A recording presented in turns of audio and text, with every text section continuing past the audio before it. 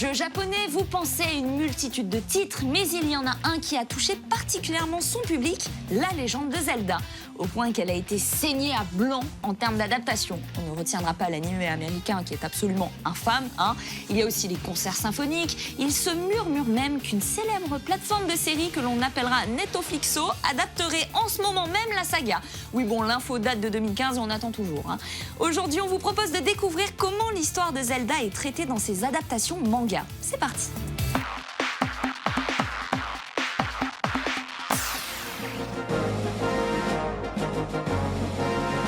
« 31 ans, 75 millions de jeux vendus, 18 épisodes, 2 oreilles pointues et un bonnet vert, Link a beau avoir tout pour lui, il n'a jamais eu le droit de prendre la parole. Shigeru Miyamoto, le créateur de la série, a toujours insisté sur le fait que Link ne devait pas parler pour que les joueurs puissent s'identifier. Pourquoi tu fais ça? Zelda, je viens te sauver des griffes de canon. Ça m'étonnerait. Ah oui, non, ok, bon, oubliez ça, faisons comme si ça n'avait jamais existé.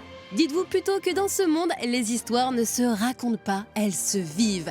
Mais il est tout de même possible de les découvrir sans écran ni manette, grâce à la magie du manga.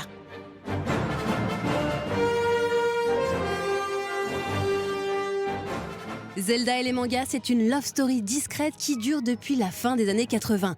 Tout a commencé avec Yu Mishozaki qui s'est librement inspiré des 2 premières aventures de Link.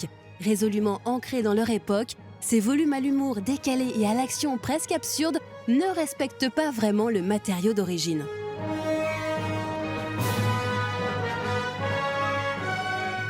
En 1992, le magazine Nintendo Power commande à Shotaro Ishinomori une adaptation de Zelda version Super NES. L'auteur de Kamen Rider et Cyborg 009 offre alors une relecture très personnelle du jeu.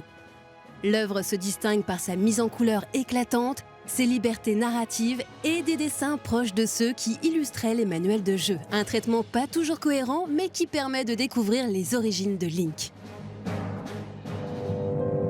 Si vous voulez quelque chose de plus contemporain et fidèle, foncez plutôt sur la version d'Akira Himekawa. Derrière ce pseudo se cache un duo de mangaka à qui Nintendo confie la clé des adaptations papier depuis 1998. L'œuvre de Nagato et Honda traverse ainsi la quasi-totalité des jeux, respectant à chaque fois l'essence de la série. Un style enfantin pour les épisodes Game Boy, une approche cartoon pour Wind Waker et Phantom Hourglass, une ambiance crépusculaire pour Twilight Princess et ainsi de suite. Quant à la chronologie globale, elle est évidemment intacte puisqu'elle est reprise des jeux. Cela dit, la démarche n'empêche pas quelques entorses bienvenues. On apprécie par exemple l'épilogue inédit de Majora's Mask ou les nombreux détails sur la vie des habitants d'Hyrule.